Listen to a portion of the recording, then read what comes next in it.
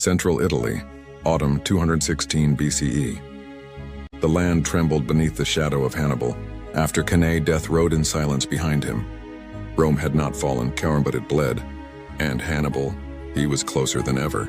Just 15 days after the massacre at Cannae, Hannibal marched his army to the very threshold of Rome. From a hilltop south of the city, he looked down at its mighty walls. Smoke from the eternal city curled into the sky. Behind him, his commanders gathered. Hannibal rode up first, his face stern. "There she lies," he growled. "We crushed her legions. The Senate will fall like the rest."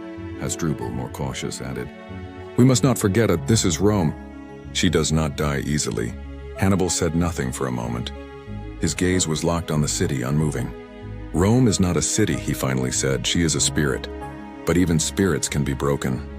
Inside Rome, panic had taken root. The Senate convened an emergency, their voices sharp with fear. Some called for negotiation, others demanded blood. Marcus Fabius Maximus, the cunctator, the delayer, and he stood tall. "We do not bow," he said coldly. "Let Hannibal camp at our gates. He will not break Rome by standing there." Scipio, the young and rising star of the Republic, there agreed.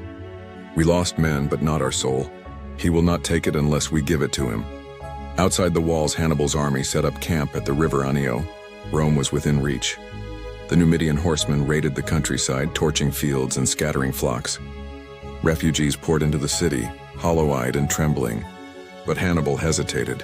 He had no siege engines, no ladders, no reinforcements from Carthage, and the Romans, and though broken, refused to parley. One night, Mago burst into the command tent, a scroll in hand. "Letters from allies in Capua and Tarentum," he said. "They will rise, Italy is shifting." Hannibal slammed his fist on the table. "Then march on Rome now, we are wasting time."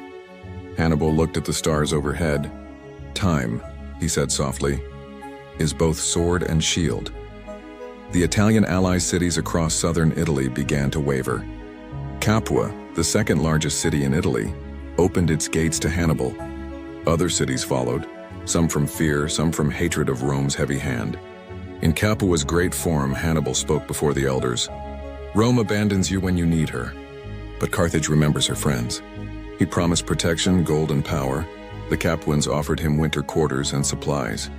For a time, it seemed Rome's grip was slipping.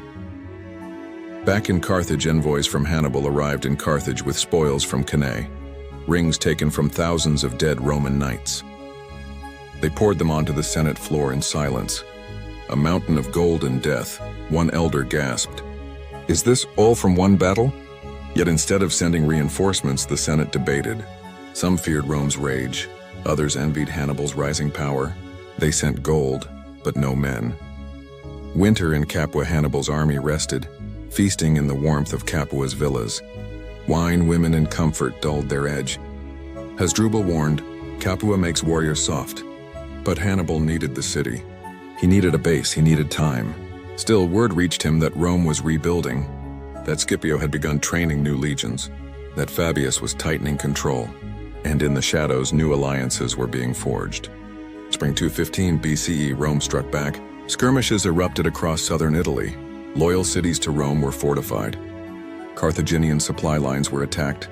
A new Roman army under Fabius avoided open battle, but drained Hannibal's strength with hit-and-run tactics. In a war council, Hannibal spat bitterly. "We are lions bleeding in a cage," Hannibal nodded. "Then we make the cage shake." The siege that never came. Though he had shattered Rome's greatest army, Hannibal would never take the city. Why, no reinforcements, no siege tools, no unity among allies, and a republic that refused to die. Rome's walls stood tall. Hannibal turned south once more. But the shadow remained. Roman mothers warned their children, "Hannibal is at the gates," even when he wasn't. And for years to come, he would roam Italy like a phantom, never defeated, never embraced. The war was not over. It was only changing. To be continued in Part 5, Scipio Rises. If this tale gripped you, subscribe for the next chapter in the war that shaped empires. New stories await. Tap the bell and walk with legends.